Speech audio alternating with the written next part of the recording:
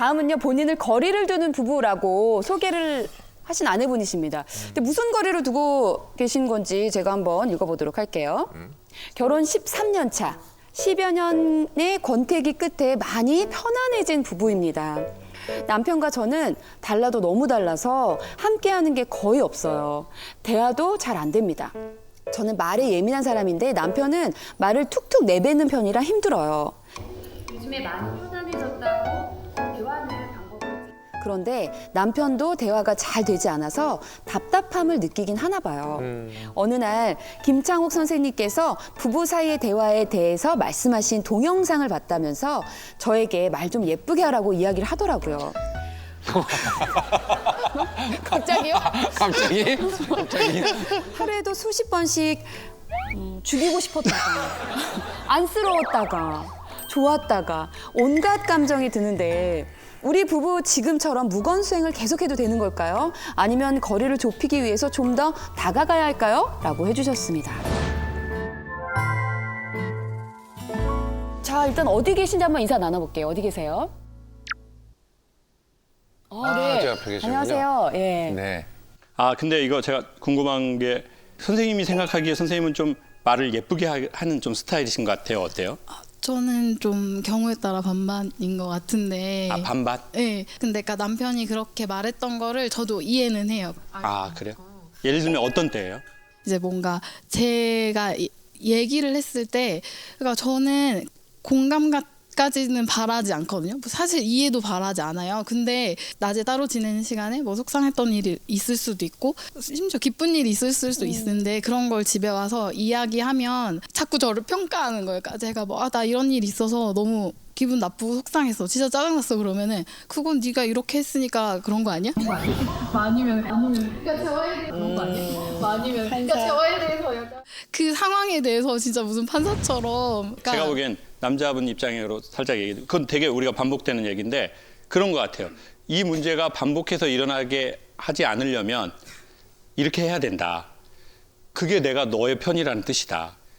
내가 그거는 속으로는 다 알고 나서 아이고 뭐 자기가 힘들었지 그 다 또라이 다 뒤져버려야 돼 그런 새끼들 벨벨벨 되는 새끼들 이런 거는 야 이건 진짜 아니다.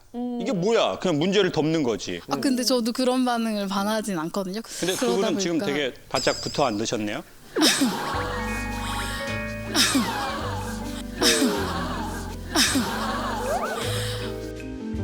근데 사이가 나쁘진 않아요. 근데 나쁘진 않은데. 그럼 도대체 뭐예요 정말? 아니 나도 모르겠어. 뭐예요? 아니 나도 모르겠어.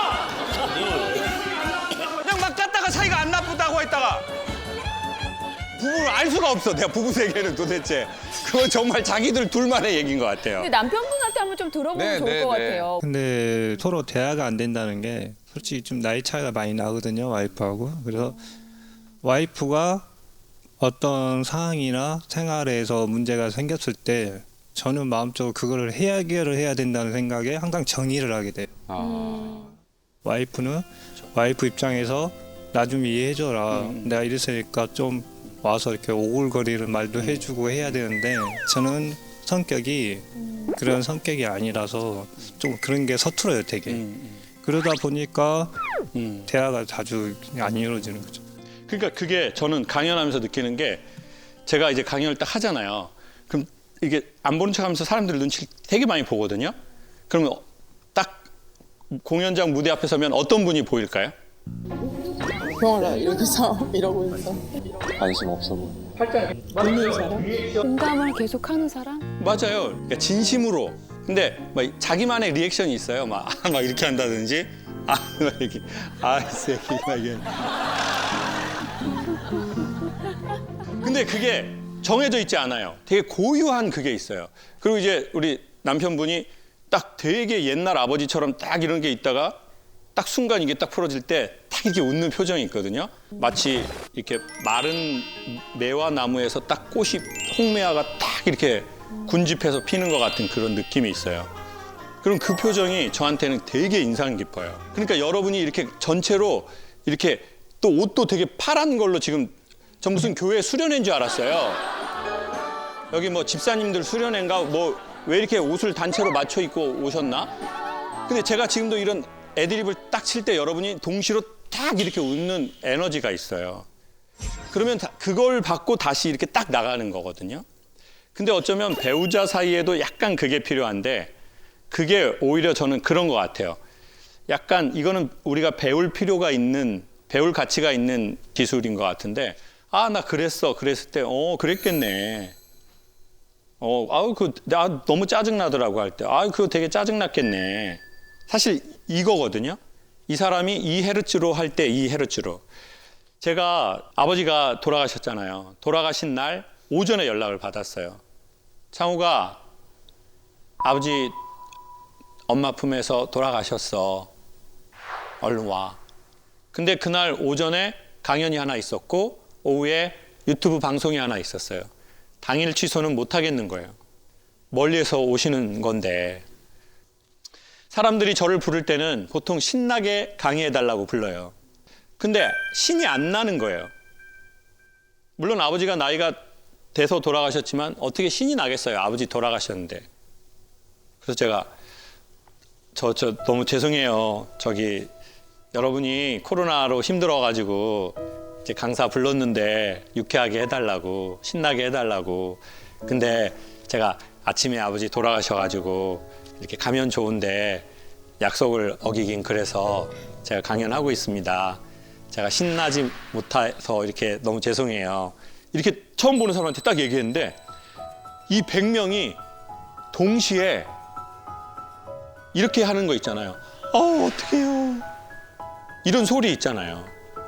근데 순간 정말 이 객석에서 엄청 큰 종이 땅 하고 치니까 그게 객석에 있는 이 작은 한 사람에게 그 하우링이 엄청 부드럽게 땅 오면서 제 슬픔을 순간 진동을 탁 만나서 없애서 고요하게 만들어버리더라고요. 저 강의 10,000번 했는데요. 그날 강의가 제가 느끼기에 제일 잘 되는 거예요. 사람들이 끝날 때쯤에 강의 너무 좋다고 기왕지사 이렇게 된 거 30분만 더 해달라고 하더라고요. 저는 그때 머리 검은 것들은 거둬들이면 안 돼. 거두면 안 돼. 거두면 안 돼. 말아. 어쩌면 제가 보기에 우리의 슬픔은 언제 사라지냐? 문제를 해결할 때 사라지는 게 아닌 것 같은 거예요. 그래서 사실 우리에게 진짜 필요한 것은 구원이 아니라 해결책이 아니라, 근데 남편은 그렇게 생각할 수 있죠. 내가 나이가 많고 내 아내가 어리고 훨씬 경험치가 많잖아요. 근데 때로는 그거보다 사실 아내도 어떤 식으로든 다 찾아갈 거거든요. 그리고 실수하면서 찾아가야 되거든요. 그냥 본인이. 누가 말해서 찾아가는 게 아니라. 그때 우리가 배우자로서나 부모로서 필요한 역할은 얼마나 힘들어. 야, 너무 속상했겠다. 너무 짜증났겠는데. 정말 쉽지 않은 강연이고 쉽지 않은 모임입니다. 왜냐하면 오랫동안 받은 언어를 교정하는 치아 교정보다 더 힘든 거거든요. 모발 이식보다 더 힘든 거예요. 모발 이식. 왜냐하면 모발 이식 3번 했어요. 모발 이식 3번 했어요.